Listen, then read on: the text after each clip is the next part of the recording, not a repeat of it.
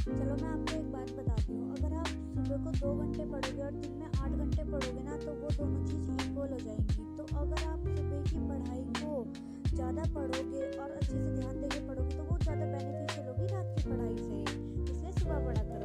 Welcome to my new blog. मैं वंशिका स्वागत करता हूँ अपने नए ब्लॉग में। आशा करती हूँ कि आप सब बहुत अच्छे होंगे, आपकी पढ़ाई बहुत अच्छे से चल रही होगी। तो आज मैं उठ गई थी सुबह 4 बजे, मतलब अभी हो रहे हैं आई थिंक 4:13 हो रहे हैं, तो 4:13 हो रहे हैं अभी। मैं अपना फेस वॉश करके फ्रेश होके थोड़ी योगा वोगा करके पूरा फ्रेश होके बैठ गई हूँ अपनी स्टडी करने के लिए। और आज मैं अपनी स्टडी को प्रोडक्टिव बनाने वाली हूँ, क्योंकि मतलब ये जो पिछले कुछ दिन रहे इनमें मेरे मतलब 1-2 दिन बैकलॉग्स लगे, मैं उनको भी कंप्लीट करने वाली हूँ। तो अभी मैं अपना पूरा जो मटेरियल है बुक्स का वो मैं लेकर आई हूँ और उसमें मैं पढ़ने वाली हूँ। आज मैं पॉलिटी पढ़ने वाली हूँ और एंशिएंट इंडिया, ये 2 बुक्स हैं मेरे पास, जिनके मैं वन स्टॉप सोल्यूशन को भी करने वाली हूँ और यूपीएससी वाला भी करने वाली हूँ और वर्क बुक्स को भी करने वाली हूँ। तो चलो स्टार्ट करते हैं फिर अपनी स्टडी को बिना टाइम वेस्ट करते हुए। तो गाइस इस तरीके का मेरा कुछ दिन स्टार्ट हुआ था। मैं सुबह 4 बजे उठ गई थी और अपना फेस वॉश करके थोड़ी योगा करके मैं बैठ गई थी पढ़ाई करने के लिए। और पढ़ाई करते वक्त आज मैंने अपनी जो PYQs थे उनको लगाया था। सबसे पहले मैंने रात को ही अपना टारगेट सेट करके रख दिया था कि कल मुझे पूरी अपनी एंशिएंट हिस्ट्री के जितने भी मुझे PYQs है सारे मुझे लगाने, अपने 7 to 8 चैप्टर्स को कंप्लीट करके मुझे उनके PYQs को लगाने हैं। और मैंने उस टारगेट को अपने अचीव भी कर लिया सुबह सुबह।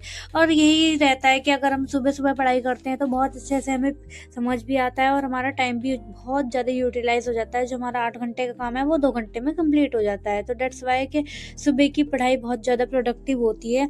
तो इसलिए मैं सुबह उठ के पढ़ने लगी थी। और मतलब मेरी थोड़ी आज तबीयत भी ठीक नहीं थी, इस वजह से मेरी आवाज़ भी थोड़ी अजीब लग रही थी।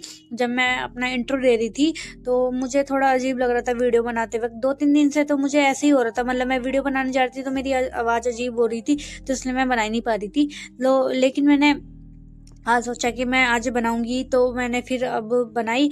और मतलब जो मेरा पूरा डेली रूटीन है वो मैंने आपको दिखाया। और आज मतलब मैंने जितनी भी मेरी क्लासेस थी ना उनको मैंने मतलब जितना मेरा बैकलॉग था जो भी था मतलब मैंने आज अपना पूरा कंप्लीट कर दिया। और अब मैं बिल्कुल अपनी जो PW की क्लासेस चल रही हैं उन्हीं के अकॉर्डिंग मैं उसी के अकॉर्डिंग चल रही हूँ। और उसी के अकॉर्डिंग मैं अपनी जो मेरी क्लासेस हैं उन वो पढ़ा रहे हैं उसी का मैं रिवीजन कर रही हूँ और उसी के अकॉर्डिंग अपने टारगेट को सेट कर रही हूँ।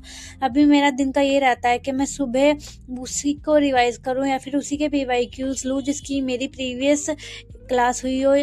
मेरा टारगेट ये रहता है कि सुबह जो मेरा फर्स्ट लेक्चर हुआ रहता है उसका मैं PYQ लगाऊं और उसका रिवीजन लगाऊं, और दूसरा जो लेक्चर रहता है उसी का भी मैं PYQ लगाऊं या फिर उसी का रिवीजन करूं। तो दैट्स वाई कि मैं यही प्रीफर करती हूँ कि सुबह या तो आप मतलब अपनी ऐसी चीज़ को करो जिससे आपका माइंड फ्रेश हो जाए। ज़्यादा बैकलॉग को अगर आप सुबह सुबह लेके बैठोगे तो आपका दिमाग बहुत ज़्यादा बेकार और बहुत ज़्यादा मतलब कंफ्यूज सा हो जाएगा। तो इसलिए आपको इरिटेटिंग लगेगा कि मैं सुबह क्यों उठ गई, मेरा पूरा दिन खराब हो गया, इस तरीके से आपको लगेगा।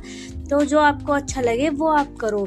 इसलिए मैंने सुबह सुबह PYQ करे और अपना रिवीजन किया, ताकि वो मुझे समझ आ रखा था इसलिए मैंने वो किया। और मुझे ऐसा लग रहा था कि ओहो ये तो मैंने पढ़ रखा है, तो मतलब उसमें इंटरेस्ट मेरे को बढ़ता जा रहा था। और सुबह सुबह रिवीजन करना तो बेटर ही कहा गया है। पिछले जितने भी हमारे बड़े रहे और हमारे टीचर्स रहे उन्होंने यही कहा है कि अगर आप सुबह सुबह उठ के रिवीजन करोगे तो आपको बहुत अच्छे से याद रहने वाला है।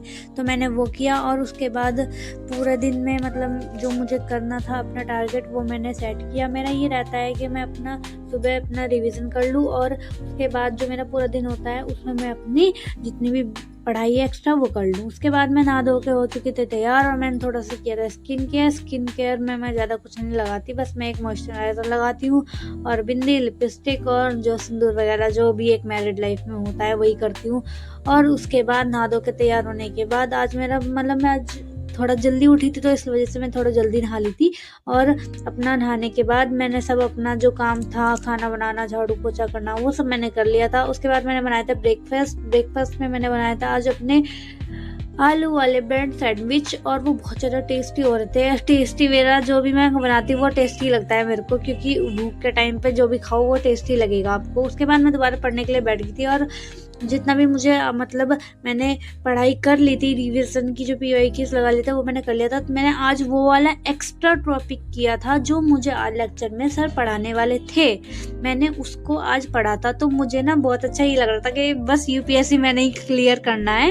तो मतलब ये अंदर से ना इतनी अच्छी फीलिंग आ रही थी। तो फिर मैंने वही अपना एक्स्ट्रा जो मुझे पढ़ाई करनी थी वो मैंने एक्स्ट्रा पढ़ाई करी सर से। मतलब मैं एक स्टेप आगे रहना चाहती हूँ कि जो मेरे टीचर्स पढ़ा रहे हैं मैं उनसे पहले अपने काम को कंप्लीट करके रखूँ। अपने जो भी मेरे नोट्स हैं उनको मैं बना के रखूँ, ताकि जब क्लास हो तो सिर्फ मैं उनको समझूँ। और अगर मैं अपने ही नोट्स को बनाऊँगी तो वो बहुत ज़्यादा अच्छे बनेंगे और मेरी लैंग्वेज में बनेंगे तो मुझे समझने में बहुत ज़्यादा आसानी होगी।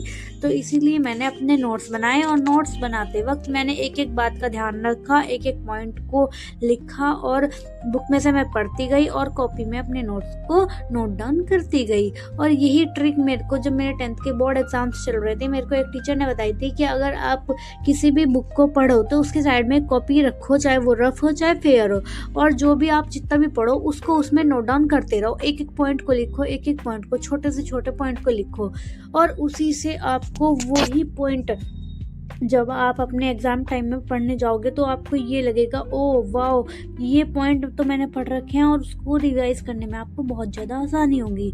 तो इसीलिए मैंने उस टीचर की अपनी बात को ध्यान रखते हुए मैंने वही चीज़ फॉलो की। और मैंने आज तक जितनी पढ़ाई की है, 11th 12th ग्रेजुएशन मेरी चल रही है, मैंने उन्हीं पॉइंट्स को फॉलो किया है। मैंने उन्हीं टीचर की बात को ध्यान रखा था। हमारे मतलब 10th या फिर 9th में थी शायद मैं उस टाइम पे। एक संदीप सर थे हमारे एसएसटी के टीचर, मतलब ह्यूमैनिटीज़ के, जो मेरा ग्रेजुएशन में भी है। तो उन्होंने मुझे इस चीज़ के बारे में बताया था कि आप जो भी पढ़ो उसको साइड में एक नोटबुक रख के पढ़ो तो ज़्यादा इजी रहेगा, उससे आपको बहुत अच्छे से ध्यान रहेगा और सारा जितना आप पढ़ोगे वो याद भी रहेगा। तो मैं हमेशा से उसी चीज़ को फॉलो करती हूँ। और आज के ब्लॉग में इतना ही। Thank you so much for watching. Blog अच्छा लगे तो लाइक कर देना।